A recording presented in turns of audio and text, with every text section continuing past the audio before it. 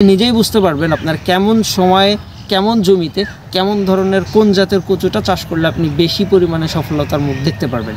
কত ছোট চারাতে লতি আসা সম্ভব না দেখলে আসলেই বিশ্বাস করা যায় না। লতির থেকে আবার লতির ডালপালা আসলে লতিরাজ কচুতেই সম্ভব, অন্য কচুতে নয়। লতির বাজার মূল্য সবসময়ের জন্য বেশি, যার জন্য লতিরাজের চারার কদরও বেশি। সারা বাংলাদেশে বর্তমানে ডেলিভারি হচ্ছে। দেশ ও দেশের বাইরে থেকে যে বা যারা আমাদের আজকের ভিডিওটি দেখছেন সকলকে জানাই আন্তরিক শুভেচ্ছা ও অভিনন্দন। প্রিয় দর্শক, শীতকে সামনে রেখে বর্তমান সময়ে লতি কচু চাষ করা যায় কিনা, আর এখনও পর্যন্ত আমরা কি পরিমাণে চারা ডেলিভারি করতেছি প্রতিনিয়ত, যেগুলো সারা বাংলাদেশে চলে যাচ্ছে, এটাই আজকের ভিডিওর মাধ্যমে আপনাদের সামনে তুলে ধরবো। আর বর্তমান সময়টা যেহেতু প্রখর শীত আসতেছে, এই সময়টাতে আপনার লতি কচু গাছের পরিচর্যা বা নতুন রোপণ করলে আপনার করণীয় কাজ, সার ওষুধের প্রয়োগ বা কেমন টাইমে পুরো বছরটার কেমন টাইমে আপনি গাছ রোপণ করলে অধিক পরিমাণে ফলন পাবেন, বেশি দামে বাজারে বিক্রি করতে পারবেন, যাবতীয় সকল কিছু আজকের ভিডিওর মাধ্যমে তুলে ধরবো। সুতরাং আপনি যদি একজন কচু চাষি হয়ে থাকেন বা লতি কচুর চাষ করার পরিকল্পনা করে থাকেন, এখনই আপনার জন্য উত্তম সময়টা হতে যাচ্ছে এই লতি কচু চাষ করার।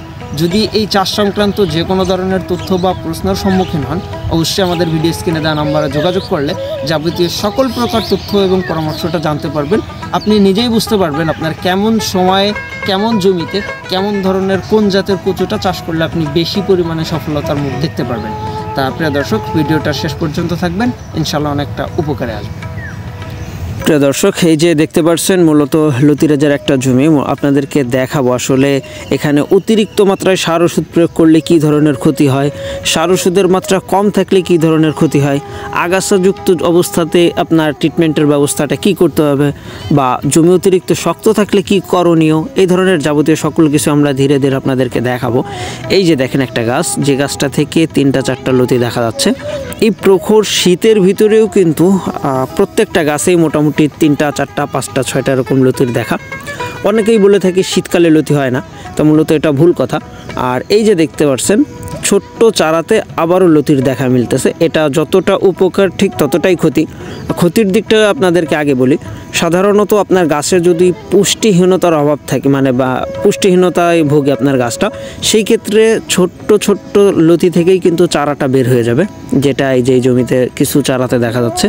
এই যে দেখেন, আর তার পরবর্তীতে যদি এই একই জমি আপনি ওই চারাগুলা না কেটে পরবর্তীতে আবার ওইটাকে ট্রিটমেন্ট করেন বা সার ওষুধের মাত্রাটা সঠিকভাবে প্রয়োগ করেন, সেই ক্ষেত্রে আবার ওই ছোট্ট চারা থেকেই লতি বের হয়ে যাবে। এটাই হলো যশোরের লতিরাজ। আপনাকে দিনের ভিতরে ডাবাই দিতে পারে, আবার দিনের ভিতরেই কিন্তু উপরে উঠাইতে পারে।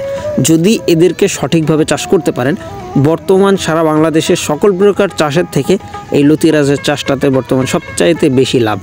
এই যে দেখেন একটা গাছ বা একটা লতি, এই লতির কিন্তু আবার ডালপালা বের হয়েছে 3টা 4টা। আর এই প্রসেসটা কাজে লাগিয়ে কিন্তু আপনি একটা লতি থেকে 4টা 5টা বা দ্বিগুণ পরিমাণে লতি পেতে পারেন।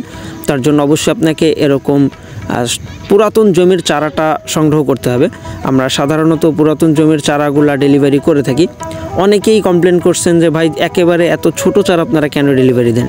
তা আসলে একেবারে সব থেকে ছোট চারাটা আপনাদেরকে দেখাচ্ছি। এই যে আমার হাতের চারাটা দেখেন, এটা কিন্তু একেবারে সব থেকে ছোট, যেটার এই মাথার এখান থেকে যদি কাটা হয় আর নিচের অংশ কাটলে মাত্র 4 ইঞ্চি যায়, থাকবে যে এইখানে মাত্র 4 ইঞ্চি একটা জায়গা স্পেস।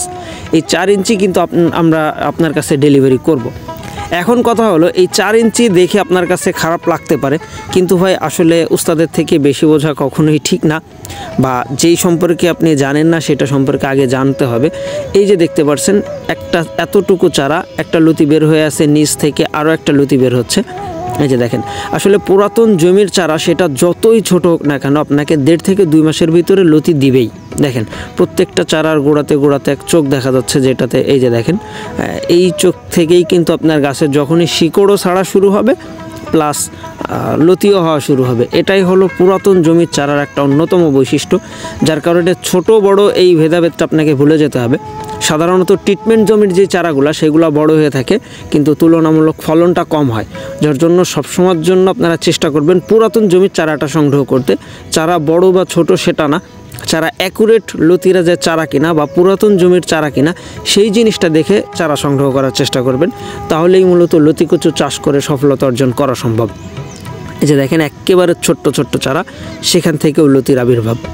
আর এ সকল চারাগুলাই বর্তমানে আমরা সারা বাংলাদেশে ডেলিভারি করতেছি, যেটা মাত্র 2 টাকা পিসেই। আর সুন্দরবন কুরিয়ারের মাধ্যমে আমরা ডেলিভারি প্রসেসিংটা করে থাকি। সুতরাং যারা চারাগুলা সংগ্রহ করতে চান, আর দেরি না করে এখনই আমাদের ভিডিও স্ক্রিনে দেওয়া নাম্বারে যোগাযোগের মাধ্যমে আপনি চারাটা সংগ্রহ করতে পারেন। এখনও বাংলাদেশের বিভিন্ন স্থানে লতি কচু রোপণের কাজ চলতেছে, যেটা অবশ্যই 1 হাত বাই 1 হাত প্লাস এই 1 হাত বাই 1.5 হাত দূরত্ব দিয়ে আপনারা লতি কচুটা চাষ করবেন বা গাছগুলা রোপণ করবেন। কারণ বাজারে এই লতিরাজের চাহিদা বা লতিরাজ কচুর যে লতিগুলা, এগুলার দাম কিন্তু সবসময়ের জন্য অন্য সকল লতি বা কালো জাতের যে সকল লতি আছে সেগুলা থেকে বেশি হয়ে থাকে। আর এটা একেবারে পরিষ্কার পরিচ্ছন্ন জমিতে আপনি চাষ করতে পারেন। চাষ পদ্ধতিটা অত্যন্ত সহজ, যেটা আপনি অল্প পরিশ্রমী মূলত এখান থেকে ভালো কিছু আর্ন করা সম্ভব।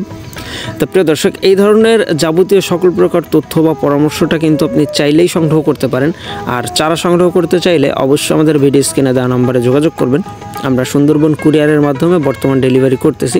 সুতরাং আর দেরি না করে আপনি এখনই যোগাযোগ করতে পারেন। প্রিয় দর্শক, এই ছিল মূলত আমাদের আজকের ভিডিওটা। দেখা হবে পরবর্তীতে আবার নতুন কোনো ভিডিওতে, নতুন কোনো চাষের সন্ধানে। সে পর্যন্ত সবাই ভালো থাকবেন, সুস্থ থাকবেন। আল্লাহ হাফেজ।